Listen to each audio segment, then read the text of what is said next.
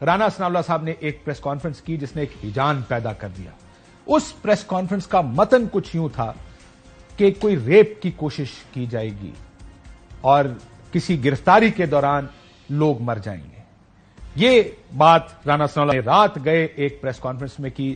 رانا صاحب کا چہرے کا رنگ اڑا ہوا تھا, ایسا لگتا سوئے ہوئے تھے, لیکن اٹھے اور یہ پریس کانفرنس کرنے پر تیار ہوئے. اب دو راستے ہی ہو سکتے ہیں, یا تو واقعی کوئی ایسی انٹیلیجنس رپورٹ, کوئی آئی بی نے کچھ, کیونکہ آئی بی کے پاس بھی بہت زیادہ اس وقت کال انٹرسیپشن کی جو ٹیکنالوجی ہے وہ بہت اچھی ہے. سو اگر تو کوئی ان کے پاس کال آئی یا کوئی ہوتی, اس سے پہلے ماضی میں ان کالز کو پبلک کر دیا جاتا تھا یا انٹرنیٹ پہ ڈال دیتے تھے یا پریس کانفرنس میں سناتے ہوتے تھے کالز کو. سو اس طرح کا کچھ نہیں ہوا.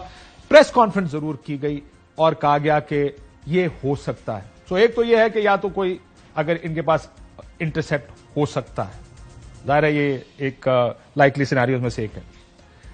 دوسرا صورت یہ ہو سکتی ہے کہ کو پنگا ہو گیا, کو زیادتی کو رولا پڑ گیا اور اس کو کور اپ اور پریمپٹ کرنے کے لیے یہ پریس کانفرنس کی گئی ہو. لیکن مجھے لگتا ہے کہ یہ معاملہ بھی تھوڑا ڈائی ڈاؤن کر گیا کہ ابھی تک کوئی خبر اس طرح کی سامنے نہیں آئی کہ کسی کے ساتھ اس طرح کا واقعہ ہوا. لیکن رانا صاحب, جو رانا صاحب نے کہا ہے اور جو رانا صاحب نے پریس کانفرنس کی ہے اس کی وجہ سے ہیجان ضرور پھیلا کہ جانے کیا ہو گیا. ایک دم everybody was talking about this, سوال پوچھ رہے ہیں, فون آ رہے ہیں, رات گئے, یہ کیا ہو رہا ہے. لیکن اس کا بھی ایک بیک گراؤنڈ بھی ہے. پچھلے 15-20 دن میں خواتین کے ساتھ جو برتاؤ سڑکوں پر کیا گیا, جس طرح ان کو بالوں سے پکڑ کر گھسیٹا گیا, جس طرح خواتین کے ساتھ زیادتی کی گئی, یہاں تو پی ڈی ایم کی کسی خاتون کو گرفتار کر کے گاڑی میں بٹھا کے لے جائیں تو وہ توہین ہوتی تھی خواتین کی.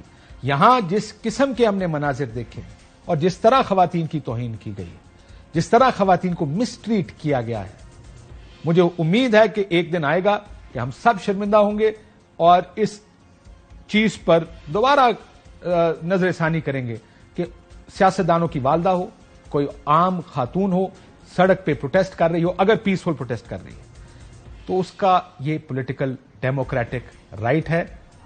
اب یہ واقعہ آ گیا ہے, جو تو سنگین الزامات میں مطلوب ہیں ان کا تو اور بات ہے, ظاہر ہے ان کو تفتیش کی جائے گی اور کیسز چلائے جائیں گے. لیکن اگر لگے کہ کوئی ان میں ملوث نہیں ہے تو اس کے ساتھ اگر وہ صرف پروٹیسٹ کر رہے ہیں تو ان کو دیکھ لیا جائے, ان کے کیسز کو. معیشت, اب ذرا اسحاق ڈار نے منہ چھپانے کی بات کی کہ معیشت کی وہ حالت ہے کہ مجھے منہ چھپانے کی جگہ نہیں مل رہی. شہباز شریف صاحب نے, وزیر اعظم پاکستان. لیکن یہ تو وہ لوگ تھے جو کہتے تھے 6 مہینے میں اس طرح میں معیشت ٹھیک کر دوں گا, نیو یارک بنا دیں گے کراچی کو, سنگاپور بنا دیں گے, ملیشیا بنا دیں گے ہم لاہور کو. کیا کہتے تھے اور اب کیا کہہ رہے ہیں, ذرا یہ سنیں. مہنگائی میں خود تسلیم کر رہا ہوں کہ یہ مہنگائی جب میں سوچتا ہوں تو کہ کہاں میں جو منہ چھپا کے جاؤں. اللہ تعالیٰ ہمیں موقع دے تو یہ مسدہ اپوزیشن کے ساتھ مل کر ہم 6 مہینے میں پاکستان کی معیشت کو ٹھیک کریں گے, وگرنہ میرا نام عمران نیازی رکھے ہیں. اللہ تعالیٰ نے ہمیں موقع دیا تو اس شہر کراچی کو نیو یارک بنا کے چھوڑیں گے. ایک دن ضرور آئے گا پاکستان اور پنجاب ملیشیا بنے گا, ٹرکی بنے گا اور یورپ کے کسی ملک کے مقابلے میں اس کے ہم پلہ ہوگا. چیزیں ول سیٹل ڈاؤن انشاءاللہ, قیمتیں نیچے آئیں گی. جی ایبسولوٹلی. ٹیم بھی ہے. یہ مہنگائی جب میں سوچتا ہوں تو کہ کہاں میں جو منہ چھپا کے جاؤں. ایک تو ٹیم بھی ہمیشہ ہوتی ہے. 2013 سے پہلے بھی میاں صاحب نے ایک انٹرویو دیا تھا کہ ہمارے پاس ٹیم ہے, ہمیں سیکھنے کی ضرورت نہیں پڑے گی. 6 مہینے بعد ایک تقریر میں کہا تھا کہ حالات تو ہماری جو ہم توقع کر رہے تھے, جو سوچ کر رہے تھے, اس سے زیادہ خراب تھے. ٹیم تو ہمیشہ ہوتی ہے, وہ ٹیم ڈیلیور کر دے. اگر یہ مہنگائی کنٹرول کر لیں, بہتر کر دیں حالات کو, تو شاید اتنا پریشر جو اس وقت پی ڈی ایم پر پڑا ہے, موجودہ حالات کا بھی, وہ پریشر شاید کم ہو جائے پی ڈی ایم سے. لیکن دعوے نیو یارک بنانے کے اور ملیشیا اور ترکی بنانے کے تھے, لیکن حالات مزید سیاسی طور پر خراب ہو رہے ہیں. اور یہ تو فائنینشیل وزٹ تھے اسحاق ڈار صاحب, وہ پاکستان آئے تھے, انہوں نے کہا یوں ڈالر نیچے آئے گا, پاکستان کے حالات ٹھیک ہوں گے. بلکہ ڈالر نیچے تھوڑی دن کے لیے آیا بھی اور اس کا کلیم بھی کیا گیا بار بار کہ دیکھیں ڈار صاحب آئے, دیکھیں ڈالر کدھر ہے. آج ڈالر 310 سے ٹپ گیا ہے. کیا کہتے تھے ذرا یہ بھی سنیں.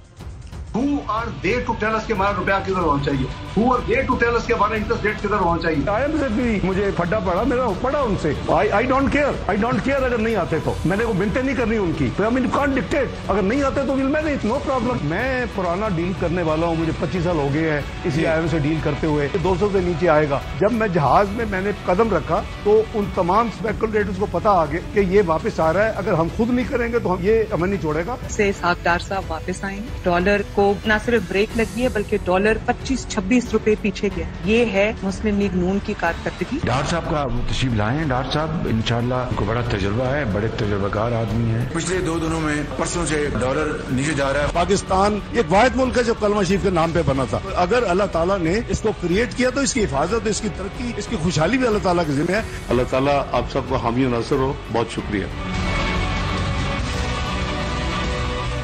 گال ود گئی ہے مختاریہ. جس سپیڈ سے ڈالر اوپر جا رہا ہے اور جس طرح معیشت اس وقت قابو میں نہیں آ رہی، یہ حالات زیادہ سسٹینیبل اس سینس میں معاشی طور پر نہیں کہ اس کا برانٹ، اس کا جو خمیازہ وہ آخر میں عوام بھگتتی ہے. انہوں نے تو کہا تھا کہ ہم سب ٹھیک کر دیں گے، عوام بھگت رہی ہے. عوام کہتی ہے اب آپ آئے ہیں تو ٹھیک کر دیں. وہ ٹھیک بھی نہیں ہو رہا. اب دیکھتے ہیں. آئی ہوپ کہ لوگوں کی پریشانیاں کسی طرح سے کم ہوں. ایک بریک لیتے ہیں ناظرین. بریک بعد واپس آئیں گے تو ہاشم ڈوگر صاحب ویکینڈ میں انہوں نے پارٹی چھوڑی. تحریک انصاف چھوڑنے کا اعلان ایک پریس کانفرنس میں کیا. سابق ہوم منسٹر بھی رہے ہیں عمران خان صاحب نے اپنی ایک انٹریکشن میں صحافیوں کو کہا کہ یہ ان کے تعلقات بھی ٹھیک کہا گیا تھا ان کو کہ وہ ٹھیک کریں گے.